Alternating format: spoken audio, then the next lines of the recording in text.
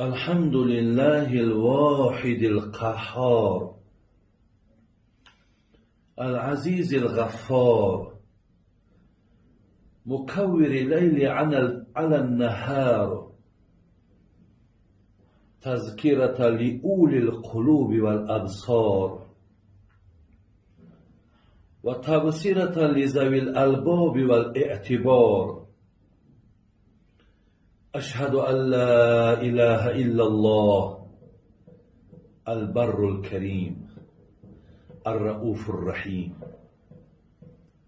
وأشهد أن محمدا عبده وحبيبه وخليله الهادي إلى صراط مستقيم والداعي إلى دين قويم، صلوات الله وسلامه عليه وعلى سائر النبيين وآل كل وسائر الصالحين. السلام علیکم و رحمت الله و برکاته. برادران عزیز و گرامی، امروز 11 ربیع الاول انشاءالله درس امروزه ما، موضوع امروزه ما به سوالهای شما جواب گردانیدن. پیش از سوالها را جواب گردانیدن معذرت میخواهم که کمی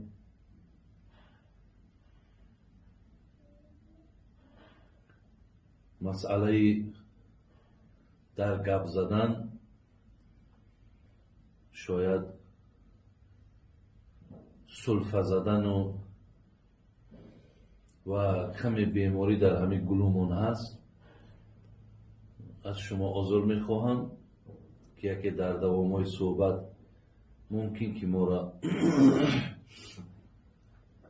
با در گوش کردن شما هم خلل رساند. از الله مهربان شفای جمیع بیماری ها را خواهش میکنیم. برادران عزیز و گرامی، در این لحظه های بسیار خیر و در این لحظه های بسیار مبارک از خدای مهربان خواهان او هستم که این کارهایی که با مقصد ثواب انجام می‌یابد خدای مهربان از ما قبول بگردانی و خدایا این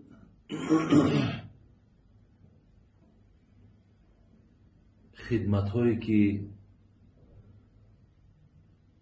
میخواهیم انجام تیم و در عوضش خواهانی اجر و خواهانی راحت در خانه قبر و روز قیامت دارم، خدایا از این برخوردارم بگردان. و الله مهربان دعا میکنیم که خدای مهربان جمیع آن بندگانی که بر الله مهربان با پیامبر نازنین محبت دارند، میل دارند، اخلاص دارند، خدای مهربان عمر دراز، ایمان کامل و در کارهای دنیوی و اخرویشان الله مهربان برار و برکتشون نصیب بگردان. خدای جمیع بیماری ها را شفای کامل نصیب کن. گذشتگان ما را الله مهربان رحمت و مغفرت کن. الله مهربان در این ملک ما، در این سرزمین ما فیض و برکات نازل فرما. آفت و بلاها را خدای مهربان دور بگردان. جناب ابوبکر صدیق گفتند رضی الله عنه: من دخل قبر بلا زادین فکأنما رکب البحر بلا سفینه. کسی عمرش در این دنیا تمام می شود و خانه قبر می رود، ولی ابوبکر صدیق گفتند 100 افسوس که با خودش یگان توشه نمی برد، یگان کردارهای نیکی را با خود نمی برد. حضرت گفتن این شخص به مثال آن نفری هست که در یک دریای کلان، در یک بحر کلان داخل شده است و با خود یگان چیزی سواره ندارد. آدم وقتی در بحر می افتد یا دریای کلان می زند، چیزی نداشته باشد که او را یاردم کند، حالش در اون بحر چی می شود؟ الله مهربان ما هم چگونه که فرمودی نحن قدرنا بینکم الموت، من برای هر کدامی از انسانهای در روی عالم الله میگوید من وقت جدا کردم. همون وقت که تمام شد ما به خانه قبر ما میریم. الله را دعا کنیم که از این دنیا ما دست خالی نریم، از این دنیا ما به عمل صالح نرویم، تا که مثل همون آدمی که در بحر می افتد و با مشکلات روبرو می شود، دست خالی در خانه قبر مثل همون است. و حضرت عمر رضی الله عنه فرمود عز الدنیا بالمال و عز الاخره بصالح الاعمال. هر کسی که در دنیا پول دارد، مال دارد، عزت دارد، لیکن خانه آخرت، قبر، قیامت از دنیا فرق دارد. اونجا در جای مبلغ عزت را کسی می‌یابد که عمل صالح دارد. خدای مهربان ما را در این دنیا پایبند عمل صالح بگردان و در خانه قبر و روز قیامت با این دستاویزامون، با این مهنتامون، با این زحمتامون خدایا مرتبه و مقام و منزلت منصیب گردان. حضرت جنونی میگو بندگان نفس را صد حیف نامی بندگی، بنده صادق همان که رو به مولا میکند. بی خبرها در فریب عشرت امروزه اند، با خبرها روز و شب انجام فردا میکنند. الله مهربان ما را از زمره همون بندگانی با خبر بگردان. خدای برای ما قوت نصیب نگردان که ما آن قوت را در جای صرف کنیم که اونجا غضب تو و قهر تو باشد. خدای برای ما توفیق نصیب کن. برای من و برای جمعی بندگانت میل و خواهش به سوی بندگی پیدا کن.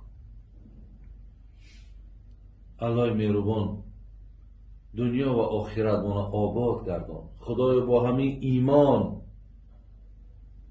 حیات بردن را و با همین ایمان دنیا را پدرود گفتن مان و با همین ایمان روز قیامت سربرداشتن برای همه ما بندگانت نصیب بگردان. آمین یا رب العالمین. برادران عزیز و گرامی، چگونه که من آگاه کردم، امروز من در پیش سوالهای زیادی دارم و بر شما انشاءالله جواب اینها را میگردانم. بسیاری از برادران در این جهاز نگاه کردم 4 سوال به یک معنا آمدن که حاجی بابا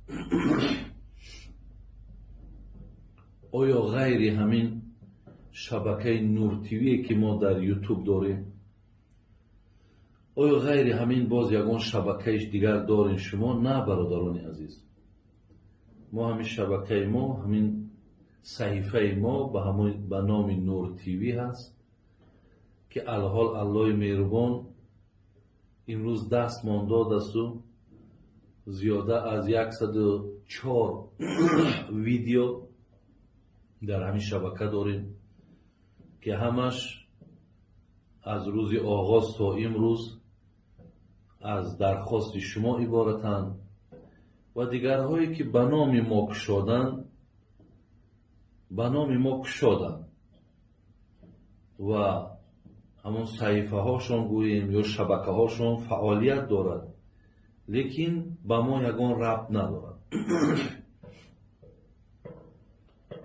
اکنون جای دیگر ملامتشون نیست، ولی خوب میشید که همونهایی که از نام ما کشادن یک بار با ما مصلحت میکردن که حاجی بابا اجازت باشد اگر ما از نام شما یک صحیفه کشاییم.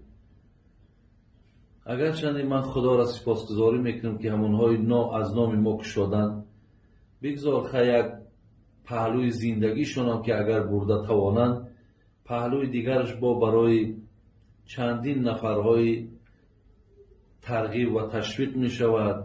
اونها مقصد یگان فایده های دینی می برند، ولی اجازت گرفتن، مصلحت کردن بسیار کاری نیکه.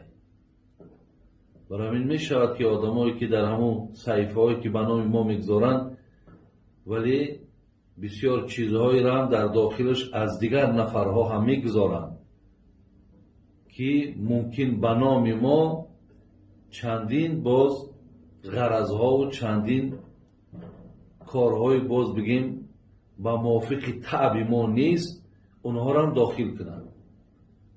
برای همین شما برادران این قدردانید که همین صحیفه اساسی ما همین نور تیوی هست که در یوتیوب مقصد ما الحال الحمدلله رب العالمین که در گردی همین کار کردیم و خدای مهربان برای پاینده بودن همین صحیفه هم از الله همیشه دعا گوییم که خداوند همین امکانیت از ما نگیرد.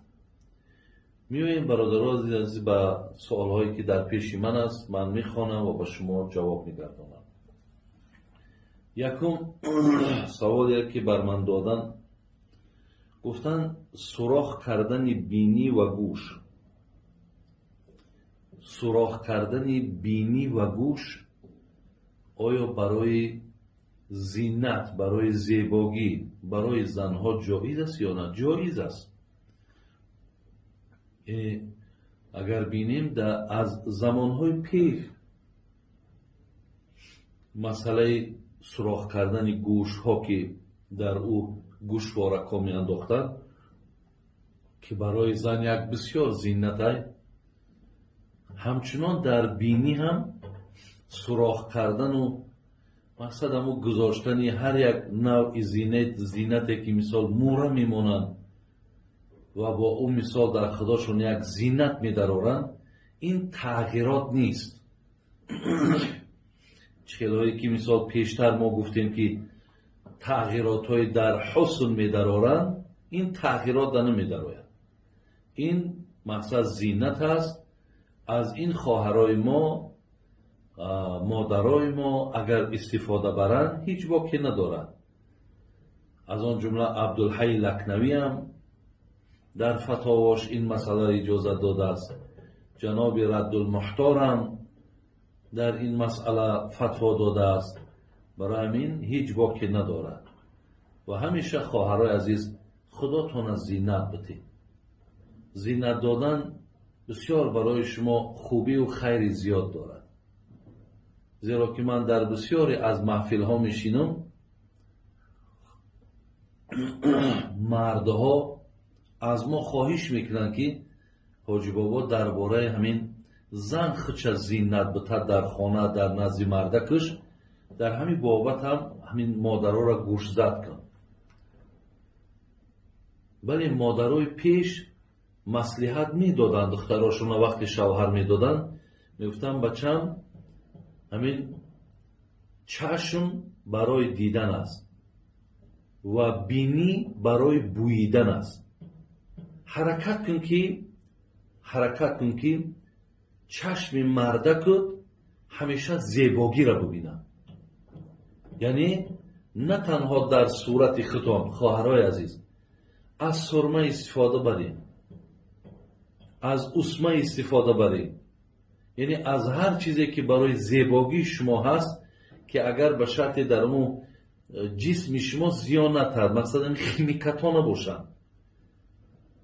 خدا رحمت کنه صاحبای کتاب میگه از همه در زن در چهرش تازگی و نور از آب طهارت هست. اگر خواهرای ما ببین آب طهارت حتی نوشیدنش ثواب داره. آبی که مثال از طهارت میماند همون را نوشیدنش حتی ثواب داره. برای همین وای میگه چهره زنها را میگه تازه میکند، زیبا میکند، نورانی میکند. یعنی اگر به شرطی که همین خیمیکاتی که آیسته آیسته مقصد در رخساره های شما، در چشم های شما زیان نرساند، مقصد هر چیزی که خودت زینت دادنی باشی میلش چی باقی ندارد.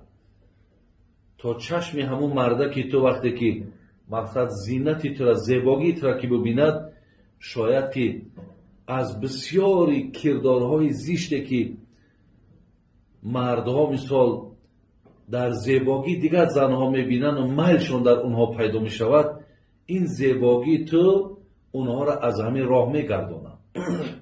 نه که وقتی بیاید در خانه مقصد اکن جای خفگی نباشد، چشمهاتون خوابالو، حتی روی ناشسته، حتی مقصد با بعض نقص کمبودی که در چهره هاتون باشد، موی های مثال شانه ناکرده، این چقدر یک حالتی بده. هر یک بیننده حتی ببینه ناراحت می شود. برای می خدای مهربان اگه در زن ببین زینت در زن گفتن، شما میتونین دایم روی مالهای زیبا بندین، خب گردن بندهای زیبا بندین و هر چی که از زیبایی دارین همون شایسته و لایق شوهراتونه بکنین برای اونها. بگذار تا دلهای اونها از شما خوشنود شود. بگذار به دیدن چهره زیبای تو، لباس تازه که تو، وقتی هم مردکت خوش شود، بگیم اشتهای همون باز در تو زیادتر شود، میل و محبتش در تو زیادتر شود، بوی خوش استفاده کنیم. برای همین ببین صاحبای کتاب حتی در سراخ کردن همون بینی هم اجازت میتد که مثلا یک باز یک زینت دیگه که زن میشود، این هم با برای زن خوبی دارد. الله مهربان خواهرای عزیز، آنچه که میگون شما را توفیق عمل کردنش هم نصیب بگرداند. دیگر سوالی که در اینجا آمده است، گفته است همین زن چاروا را ذبح کرده میتوند؟ میتوند. اگر کدام مادری ما مرغی، بوزی، گوسفندی، گاوی، یعنی اگر همو غیرت بگیم یا همو قوت داشته باشد، ذبح مثال چاروا برای زن هم درسته، برای مرد هم درسته، برای زن هم درسته. بعضی همون خرافات های پیشینه بود که برای اون که زن مقصد مال ذبح کنه باید که فلان چیزها را مثال با خود بگیره. هیچی در کار نیست. همون خیلی که همین مردها کار داده دست میگیرن، دست و پای مالا میبندن، رو به قبله میکنن و بسم الله گفته و همو کار داده حلقش میدوانن. شما هم میتونین همین کار انجام تین. اگر ای دستان میامدگی باشد هیچی باقی ندارد. درسته خواهر عزیز؟ سوال دیگر من گفتم 3 پسر دارم. 2 پسرم کلان هست، دانشگاه می روند. شوهرم در روسیه هست. مرا قسم داد که اگر پسرانت به اجازت تو به یگان جا روند تو برای من یک طلاق باشی. ولی آنها کلانند، گاه می شود که می روند. من چیکار کنم؟ آیا طلاق شدم یا نه؟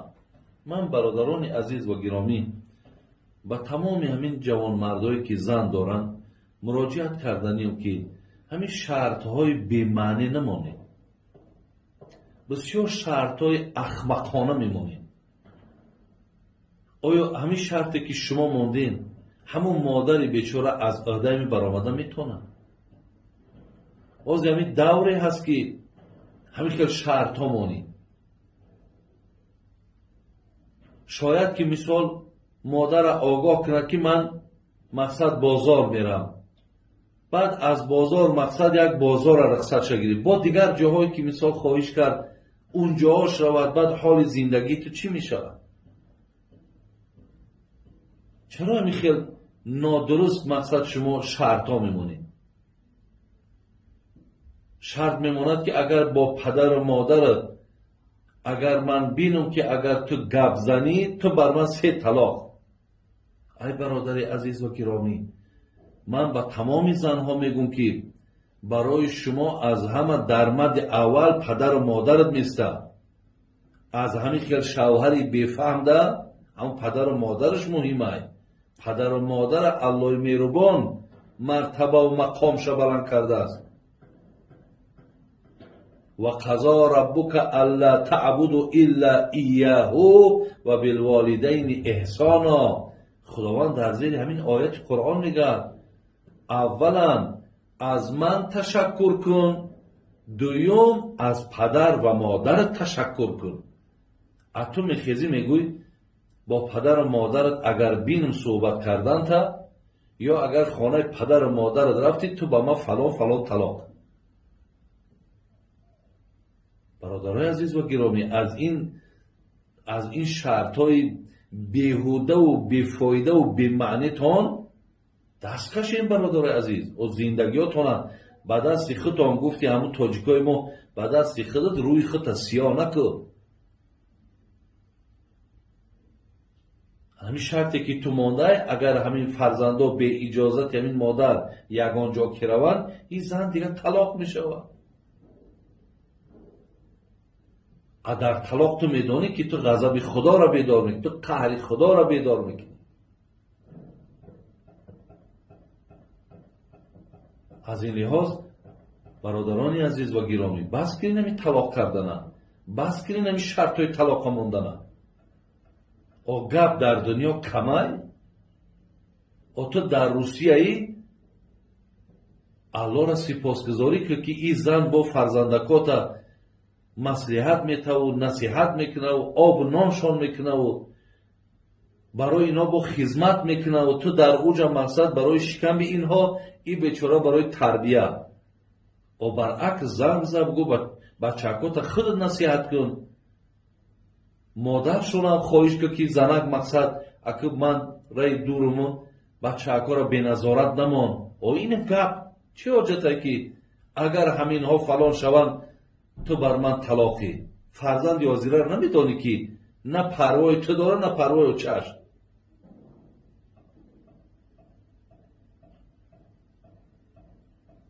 برای همین برادرای عزیز و گرامی هر که خیلی شرط بماند زنش طلاق میشود.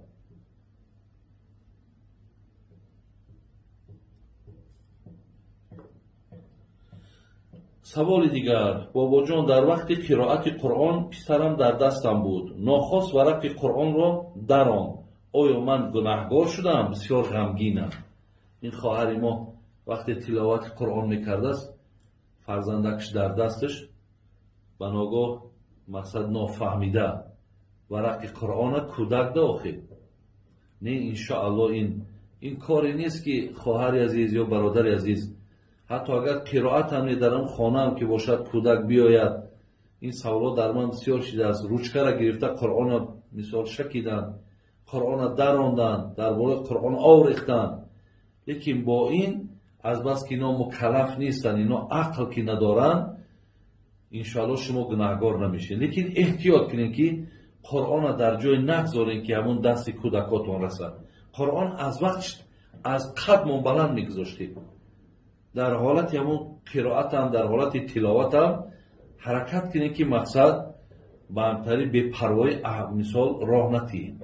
ولی انشاءالله در این کار یگان گناه شدگی نیست. خدا برکتتون کرد که شما مثال قرآن میخونید. استاد جان درباره کسب زرگری چی میگوید؟ چون که یک شخص گفت که پیغمبرمون این سه کسب را ملامت کرده است. آیا این درست است؟ نه خواهر عزیز یا برادر عزیز، انا هیچ وقت پیغمبر نازنین آن کسبی که در اوج تو مقصد رزق روزی به دست میاری، یک کسب حلال زرگری، یعنی این یگان جای گناهش نیست. در اینجا یگان کار انجام نمیشود که گویم که در یگان یاردم گناه باشد. یک کسب حلال تازه پاکیزه. هیچگاه پیامبر کسب زرگری است. شما وقتی سوال می نویسین، همون آدمایی که شما را من میکنن، شما همون آیت های حدیث های یا مثال از کجا همونا گفتن، شما ادرسی همون را بیارین بنویسین. بعدا من گویم برای شما که مثال همین سخن آوردگی همون تا چه اندازه حقیقت دارد یا نه. لیکن حاضره ده هیچی باقی ندارد. درسته در بین دو برادر مناقشه می شود. برادر کلان به سوی برادر خردی میگوید اگر من پیش از تو زن گیرم، همان زن و من 3 طلاق. تا حال هر دو برادر زن ندارند. برادر کلان میتواند که زن گیرد یا نه؟ اینم یک شرطی ابلهانه. ببینید حاضر عجیب شده است، حاضر یک بی‌پروایی شده است. در ما حاضر از همه در عادی ترین قسم واللهیه یا خدا بزنم، یک قسم عادی شده است. یعنی از حسابی بگیم دیگر حتی با الله قسم میخورن دیگر باورشون نمیکنن، میگن نه مثال، یعنی اعتبار نداره دیگر. از حسابی انا همین گویم همین قسم ها را که زیاد کردیم و در پشتون دروغ گفتیم، همین هم اعتبار شگون کرده.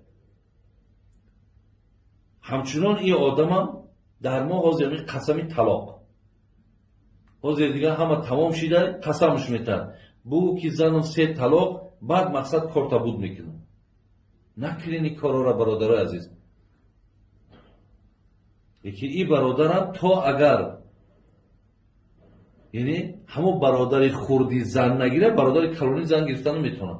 برادر خردی زن میگیره، بعد این شرط طلاق ای بین میرود، بعد برادر کلونی زن گرفتن میتونه. و الا اگر زن گرفت، زنش 3 طلاق میشه.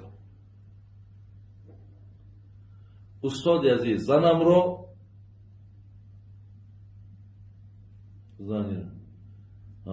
طفل 7 ماهه‌ای که در بطن مادر میمیرد، در قیامت شفاعتگر پدر و مادر میشود یا نه؟ یعنی دیگر سوالی که آمده است، وقتی که کودک 6 ماه و 7 ماه در شکم ای دنیا میگذرد، آیا اینها مثال شفاعت کننده میشوند یا نمیشوند؟ یعنی اینها را خدا رحمت کند دانشمندای ما و شما را. کودکی که اگر به دنیا وقتی میآید زنده میآید، اناموش را اعتبار میدانند. زنده میآید و بگذار اگر هم 1 دقیقه یا 2 دقیقه هم که اگر حیات بود و بعد گذشت، انا میرا میگن که از زمره هم کودکایی هست که در روز قیامت شما را شفاعت میکنن. اینایی که مثال بگیم اگر نارسی ای دنیا میگذرن، در اطراف اینها یعنی نگفتن که اینها شفاعت کننده میشوند.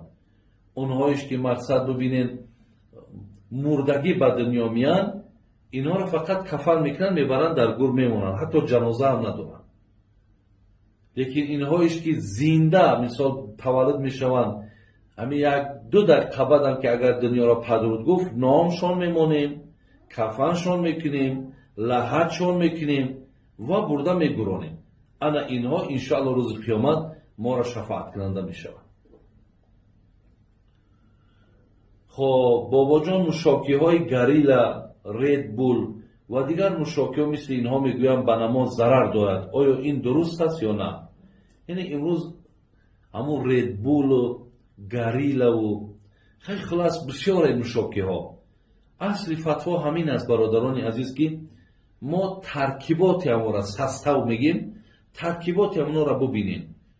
اگر باشد در ترکیبات اونها نباشد یگان چیزهای شبه آور، نباشد مقصد همون موادهایی که حکم اونها حرامه، همونها که نباشند مقصد نوشیدنشون اجازت های.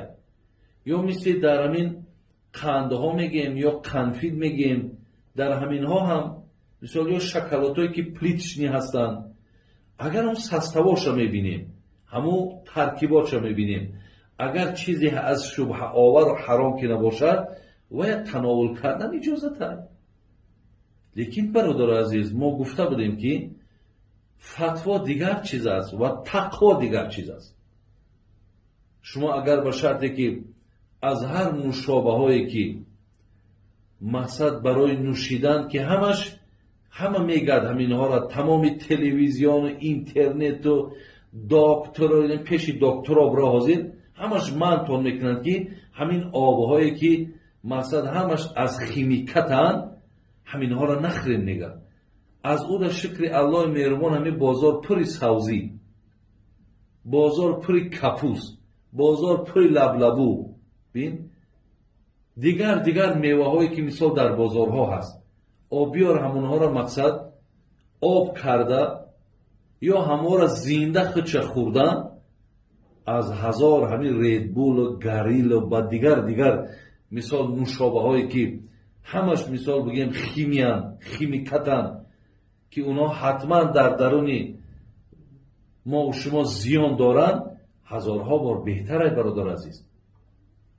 برای همین منم به شما توصیه میتونم که شما از همین میوه های تر و تازه بخورین، از این آبها مقصد من نمیگم که اینها حرامه، بلکه احتیاط کنین، هم جهت شریعتیش هم جهت سلامتی تا انشاءالله بهترین میشود، خوبترین میشود. الله مهربان توفیق دامتد. سوال دیگر، ما عائلوی در مهاجرت هستیم، در تاجیکستان در قشلاق خانه داریم، ولی مادرم میگوید که در شهر خانه گیرید، حاضر $9,000 داره، از این پول زکاتیه یا نه؟ همین کسی که $2,000 حساب کنی که نمی یکم ینور تو $2,000 در دستت آمد، تا یکم ینور آینده یعنی دوام 1 سال همین پولا نگاه کنده کن. اگر همین پول همون 2,000 باقی مانه، از همین تا علاقه 2.5% زکات میدی، یعنی $50 شد. اگر به شرطی که همین در همین دوام 1 سال خب تجارت کردی، همین پولا در گردش ماندی، شید 3,000 ای 3,000 میتی، شید 5,000 ای 5,000 میتی، یعنی این 9,000 که شما دارین از این شما حتما زکات میتین، زیرا از 2,000 علاقه نصاب زکات سر میشود، یعنی همون عددی که باید همون پولی که از او زکاتی هم ای 2,000 سر میشود. دیگه او طرف چنده که رفت همین 2.5%، یعنی ای $1,000 $25 شما زکات دادن میگیره. خب بابای حاجی، پسرم یک بار سود شده است، سود شده بود. من قسمی بسیار بد خوردم که بار دیگر همین کار را کنی من کمکت نمیکنم، ولی باز به محبس روسیه افتاد. من یگان وقت از خویش و تبار خواهش میکنم که کمکش کنم، گاه خودم کمکش میکنم، در دلم نمیماند. و من چی مصلحت میدید که رفع قسم شود؟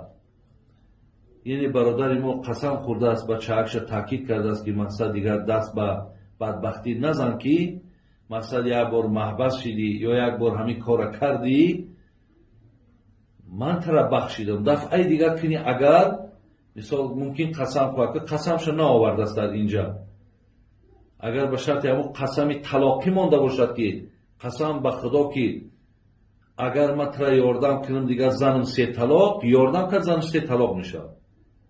لیکن اگر به شرطی که قسم خورده باشد که والله بالله تالله که اینا قسمای حانیسی هستند، یعنی اینا کفارت دارن که دیگر من یاردمت نمیکنم، لیکن دلش نماند و با یاردم کرد. در اینجا مصلحت ما همینه که برای همون کفارت قسم واللهی خوردگید یا 10 مسکین طعامتی یا 3 روز روزه میگیری. یعنی اگر 3 روز روزه پی در پی گرفتی، مثلا دوشنبه، سه‌شنبه، چهارشنبه 3 روز روزه میگیری، همون قسم خوردگید که اگر مادام قسم شکستی گناه کبیره شید، همون گناه کبیره در تو نویسانده نمیشه. یا 10 مسکین طعامتی، مثلا در یک روز ممکن در همین تاجیکستان در مثال 30 سامان یعنی سحر خورک بگای خورک در شود، یعنی 10 تاش 300 سامان مثلا صرف میکنی، همین کفارت همون قسمی تو است. سوال دیگر، خالهای زیادتی که در روی میبراید با واسطه تیب گیریم جایز است یا نه؟ من گفته بودم که هر یک گوشتی که یا خال باشد یا گوشت باشد، یعنی چیزی که از همین خلق کرده خدا زیادتیه، شما میتونید که او را با طریق تیب رفته جراحی کنید، مقصد بگیرید. من از جراحی کردنی مقصد همون چگونه که گفته بودیم زنها پیشوی براشون جراحی میکنن، خب بعضی همون نمیدونم چی میمانن، برای جلب کردن باشد یا برای مثال خودنمایی باشد، الله نیتی او را میداند. لیکن هرچی باشه نباشه این تغییرات های الله بر این خیل آدم ها غضب میکنند. من گفته بودم موی اضافه میمانند، ابروهاشون هم میتراشن، ابروی نو میمانند. همه اینها در جسم شما ضرر دارد. با زمین آنی که شریعت من میکند سلامتی ها تون ویران میکند. من برنامه مخصوص از همین روسیه نگاه کردم، اکثر همون زنهایی که می کار کردن همشون مبتلای کسل رگ شدن، طبیب هایی که می کار کردن همشون بردن زندان کردن. برای این چیزا را احتیاط کنین. سلامتی از همه چیزی مهمه. شما میکنین چندین چشم ها در میجه های زیادی موندن، بعضی پلاستیک ها موندن کور شدن. برای همین شما به دست خداتون به این احوال نبرین.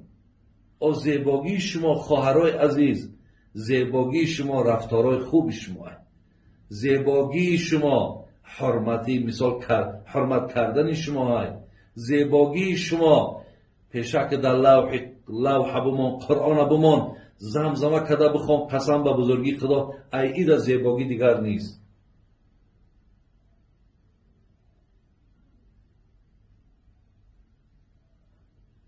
فردوسی در شاهنامه‌اش میگه چی خوش گفت فردوسی پاک جان به شاهنامه اندر بیان زنان. ولی در شاهنامه میگه ببین فردوسی چی گفته است، بهینی زن در جهان آن بود که پیوسته با شوی خندان بود. مگو این سخن را نه پا و سر است، حدیث و سخنهای پیغمبر است. خواهرای عزیز، حتی شاهنامه ده هم فردوسی میگه میدونیم بهترین زن کدام زنه. نگفت که قدی بلند داشته باشد، نگفت فیگور خشو داشته باشد، نگفت که مقصد ابروهاش و مثال چشمهاش همه دیگرگون شیدگیه. گفت همونه که همیشه در چهرهش تبسم دارد، در چهرهش قناعت دارد، حرمت دارد، احترام دارد. همونه که مثال شوهرش یا پدرش یا مادرش وقتی میگه خدای مهربان برکت تیه، میگه بهترین زن در روی عالم همینه. برای همین خواهرای عزیز مصلحتی من هم همینه. من از وقتش هم برآمدهای پیش میگفتم که از ایه که یک زمانی همین کم از دخترامون شوهر میداده که تا حاضرم همین چیز هست که میانی اکثر همین تاجیکی ما را همین خراجات های زیادتی شکستگی های. لیکن میگفتم که آخه از این کمازی که تو پوری سپلنی و پوری مقصد بگیم ماشینکه های جامشویی و تلویزور و ستال و ستول و بلا بتر میکنی، از این دخترک در یک عقل فراست، دختر در یک آدمگری، دختر در طرز روزگذرانی و دخترک در یک معامله خوب، اینها را تعلیم بده. زیرا که مال آدم سعادتمند کردن نمیتونه، مال آدم خوشبخت کردن نمیتونه. خدای مهربان توفیق داده. استاد جان، اگر پدر برای نوشیدن عرق پول طلب کند، ما فرزندها با او دیم گناهگار میشویم یا نه؟ اگر شما حرکت کنید که پدری که اگر به شرطی که فقط کارش همین نوشیدن عرق باشد، فقط کارش مقصد همین کشیدن سیگار باشد، یا فقط کارش مقصد مبتلای به زنا باشد، شما اونها را مبلغ گذاری نکنید. انشاءالله در پیش خداوند شما هیچ گناهی ندارید. شما مبلغایی که مثال به دست میارید در دست مادرتان بتید، برای آبادی خانه‌تان صرف کنید، برای بهبودی خانه صرف کنید و همون کار و بار پدرتان هم با مادرتان حواله کنید که همون مادر خودش قطعا همون پدر سر کار گیره. وقتی که مبلغ شما طلب کرد بگو دست مادرم ده، برای از مادرم بگی، مادر تا بفهمان، مادر تا بدانان، از اوی که مثال با تو دلسیا میشوه، با تو جنجال میکنه، با تو خفگی میکنه، از او ده همون مادرت قطعی بگو من یکان مبلغ ندارم، چیزی بود دست مادر ده دادمش، برای از هم مادرم بگی. انشاءالله با مادر سر به سر شود و بهتره. اوی که با شما خفه میشود، با شما ملال میشود.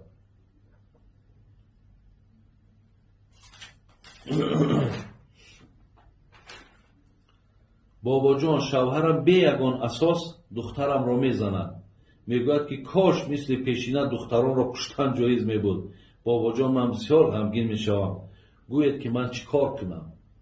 حیران میشم من در این سوال ها. پدر دخترش دای میزند، با میگوید است که کاش که هم دورای پیشینه واری باشد که همین دخترها را میکشتن، کاش که من همین را بکشم. مقصد من با این مقصد پدر چی کار کنم؟ من نمیدانم خواهر عزیز. آدمی که اگر ذره توفیق، عقل، فراست داشته باشد، نه تنها فرزند خودش بلکه فرزندای بیگانه را بالای سرکاش نه سیله میکنه. ای فرزند دوست داشتن، فرزند احترام کردن به گردن پدر و مادر واجبه. ولی در حدیث ها خواندم یک نفر پیش پیامبر میاد، میبیند که پیامبر نازنین ما با امام حسن امام حسین که نبیره هاش بود با پشت غلطی دست اونها بالای شکم حضرت ده، بالای گردن حضرت ده بازی داشتن. آمد گو حضرت من 10 تا فرزند دارم، لیکن این کاری را که شما کردیستین من با اونها نمیکنم. یعنی من بسیار مقصد یک آدمی سریاس نیم که کودک طرف ما آمده نمیتونه، یا کودک مقصد دلاور نمیشود که روی مرا نگاه کنه. پیامبر گفت که من لم یرحم لا یرحم. گفت کسی که اگر رنگ تو بیرحم باشد خدا با او رحم نمیکند. نگفت که کار تو بسیار خوب، گفت اگر رنگ تو واری کسی بیرحم باشد خدا با او رحم نمیکند. یا آدمای بیرحم میگن. برای همین مادر عزیز، شما که خودتون پیشی راهش بگیرید، نمانید که از وقتش میگفتن که اگر همین پدر دختر را بزنه فرزند بدبخت میشود. ببینید این گپ اگر چند اصل شرعی هم ندارد، لیکن برای پیشگیری از طریق بعضی ابله‌ها بسیار خوب بود که پدرها دخترها را نمیزدن که دخترم بدبخت نشود. برای همین بسیار احتیاط کنید، فرزندکاتون دوست دارین. ولی در یک قصه خواندم که یکی از نشانه هایی که انسان اخلاق خوب نداشتنش، میگه یکی از نشانهاش همینه که وقتی خانه در آید کودکا همه هر طرف فرار کنند. یعنی به جانب پدر نه دوا نیاید یا به جانب مادر نه دوا نیاید، او را مثال در آغوش نگیرن و هر کی در هر جا پنهان شود که آتم آمد یا آچم آمد. میگه این مادر و این پدر بد اخلاق ترین انسان در روی عالم.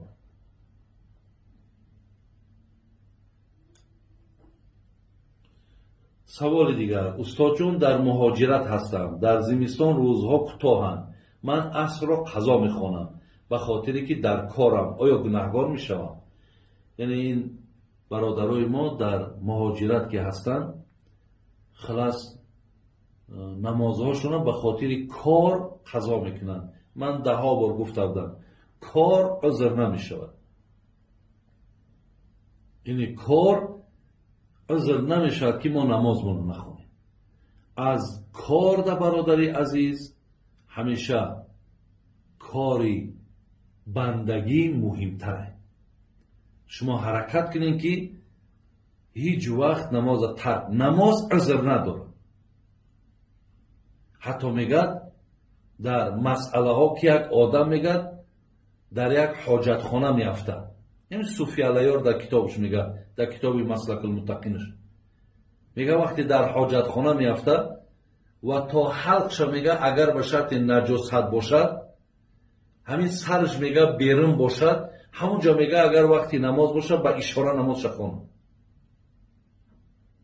آدمی را میگن جراحی کردن تناش پری خونه روش اگر طرف قبله هم که نباشد، میگه مادامی که همین کلکش اگر حرکت میکردی باشد با اشاره سرش اگر طهارت هم ندارد، حتی کسی نیست که حتی تیمم شم که بدراند، میگه در همون حالت میگه نماز شخونه.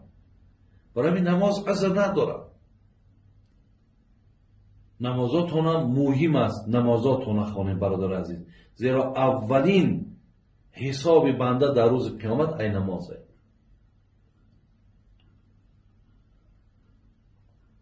سوال دیگر: بابا جان اگر مخفی نباشد شما پیغمبر خدا را در خواب دیده اید یا نه؟ اکو برادرای عزیز و گرامی، سوال هایی که به شخصیت داخل دارد حاجت نیست که شما از ما پرسید. من یک بنده گناهگارم برادر است، من یک بنده خطاکارم. به خدا قسم من از همین علمی که امروز الله بر من داده یا همین یک دویی که مرا احترام میکنه، من از همین بسیار در تشویش شدم. همیشه از الله مهربان زاره و تولا دارم که خدای مهربان کمبودی ها ما، خطا ها ما، لغزش ها ما ببخش. خدای مهربان قوتم بده، توفیقم بده، به قدر همون استطاعتی که دارم من از تو بترسم، من از فرمانهای تو مقصد پیروی کنم، از هرچی من کرده باز بیستم. بسیار برای ما مشکله برادر عزیز. برای همین ما دائم در آرزوی همینیم که پیغمبر خدا را در خواب ببینیم. شاید دیده باشیم، شاید برای ما سخنهای نیک هم گفته باشد. الله را بسیار سپاسگزاریم، خدای مهربان همیشه تشکر میکنیم و دائم دعا هم میکنیم که کاش که همه خوابهای ما عبارت از دیدن پیامبر نازنین باشد. برای سوالهای شخصی بسیار میاد: شما چند ساله این؟ شما چند زن دارین؟ شما چند فرزند دارین؟ همین ها مهم نیستن برادران عزیز.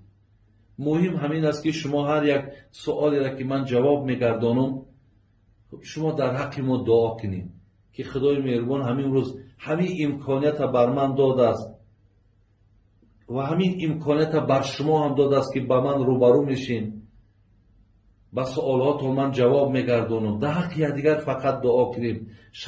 شخصیت در رسیدن هیچی یا پرسیدن یگان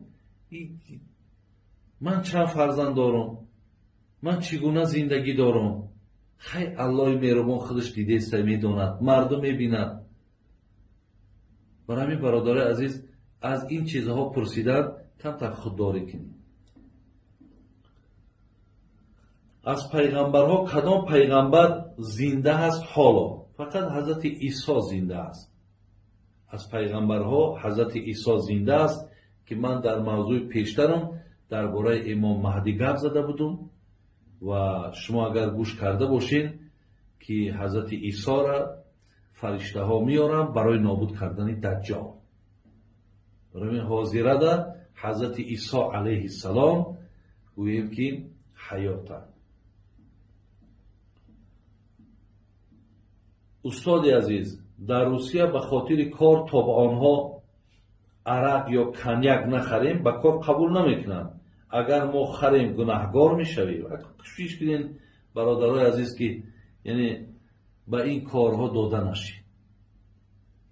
کوشش کنین که در همون آدمایی که بی توفیقن، همون آدمایی که از همین مثال کارها به همین کارها داده شدن، شما خداتون پیش اونا خار ذلیل نکنید.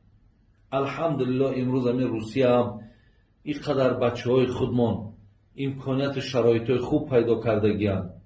هست جایی که برین مراجعت کنین، یگان جایی کارتون مثال برای شما پیدا کنن. پیش ایتری آدمایی که دستاتون پوری مثال همون حرام ها و در دستاتون برین بعد اداره به اداره که ما بگیر همین را مرا کار دا قبول کرد، خداتون اینقدر خار ذلیل نکنین. برادران عزیز و گرامی، بابا جان در روسیه در وقت سرما بعد از پیشاب خود را خوب پاک کنیم و طهارت دست روی کنیم می شود، چون که به خاطر کار از خانه دوریم. می شود برادر عزیز. یعنی برادرای ما سوال کردن که مثلا بعد اونی که ما قضای حاجت میکنیم از بس که بیرون خنک سرما هست بین پامون شستن در مقصد اگر شوین بسیار این بچه های ما در همونجا که شستن امکانیتی بیچاره یک پلاتینسای نداره که بین پاش قاق کنن. همون تراتر که میپوشن بروکاشون تر، اکثریتش بیچاره همه پرستاتی چیدگیان، اکثریتشون همش گیمرای شدگیان. برای همین شریعت اجازت میتد که اگر همون خواه از پیش خواه از پس چیزی که خارجی شما همه را پاک کنید که یگان اثری از همون نماند، یعنی اثری از همون پیشاب یا نجاست چیزی نماند، شما دیگه باقی عضوهاتون بشوین، همون بین پاتون که نشوین هیچی باقی ندارد، نمازاتون درسته. دیگه برای آدمایی که امکانیت دارین مثلا جاکاتون یا هوا گرمه یا خانه‌های مثال خوب و گرمده هستین، اگه وقتی بعد تازه کردن خواهی نخواهی همون یک بوی مثال بعدی در همون بین پا مقصد باقی میمونه. اگر بشوین تازه کنین با نور بالای نور میشود. ولی برای نفرهایی که این خیل ضرورت های پیدا میشوند که بیچاره به سبب همون بیمار میشوند، اینها میتونن که طهارت دست روی کنن و نمازاشون خوانن. شخصی که بیماری پوست دارد یعنی پس، در این بیماریش ثواب میگیرد یا نه؟ البته ثواب میگیرد. اینم در یک قسم، اگر چند ایرا بیماری هم نمیگم، همین کسلی پوست سفید میشیدگی را بیماری نمیگن، زیرا این اصلا از گفت طبیب ها نارسایی بعضی همون ویتامین ها در ارگانیسم آدم هست. برای همین ایرا بیماری هم نمیگن، زیرا این یک گذرنده نیست. ولی از بس که امروز مثال در بین جامعه هم آدم خجالت حس میکنن، با بسیاری آدمایی هست که شاید که قطعی اینا سلام نکنن، با اینا در یک طبق نان نخورن، به همین خاطر که در بین مردم کم کم که همین تا آزرده خاطر و آزرده دل که هستن، شما با این بیماری تونن پیش خداوند ثواب میگیرین. انشاءالله خدا همه شما را ثواب نصیب گردونه. خب بابا جان گفتید که در وقت جانتی شیطان به صورت پدر و مادر می آید و خاطر از دین بیرون کردن ما. استاد گوید ما چه عمل کنیم تا در آن وقت فریب شیطان را نخوریم؟ یعنی گفتیم وقتی که آدم در حالت سکرات هست، ببینید شیطان در همون جا وسواس میکنه. شیطان حتی در درون قبر هم وسواس میکنه. برای همین این حالت ها را مقصد ما چگونه از این بدبخت خلاص شویم؟ البته همیشه همین عبادت ها را انجام تینه دویم دعا کنید که خدایا دم آخری مرا دم راحت کن. خدای مهربان از این دنیا مرا با ایمانت ببر. خدای مرا از همین وسوسه و از همین بدبختی های شیطان خدایا نگاه هم بدار. گفته ایره دعا کن و دعا را زیاد کن. الله گفت از ادعونی استجیب لکم، دعا که اجابت میکنم. انشاءالله که از وسواس شیطان خلاص میشه. سوال دیگر، در روسیه در بعض چیزهای خوراکش عکس مسجد خریستیان ها هست. آیا ما میتوانیم از آنها استعمال کنیم؟ یعنی در روسیه چیزهایی را که میخرن همون مقصد صورتی اکوی هم یک چی بگیم ترغیب تشویق تایم. همون کلیساهاشونه، همون جایی که مثال معبدهایی که دارن عبادت میکنن، همون صورتهای همون را میمانن رکلام میکنن. چیزی که در این سلفانا و صدقا همون شرکت‌های خودشون مقصد رکلام میکنن، صورت بدن هیچی باقی ندارن. فقط همون نگاه کنید که در ترکیباتاشون مثال یگان چیزهایی یعنی همون شبهوار حرام نباشد. از اینش احتیاط کنید. او صورتش هیچی باقی نداره. خدای مهربان خاتمه مانا بخیر کند، ایمانا مانا با سلامت نگه دارد. و الله مهربان برادرایی که با ما سوال ارسال کردین، خدای مهربان در عمرتان در جانهاتان برکات نصیب کنه و خدا همه ما را توفیق دهد که با آنچه که شنیدیم عمل کننده باشیم. سلام علیکم و رحمت الله و برکاته.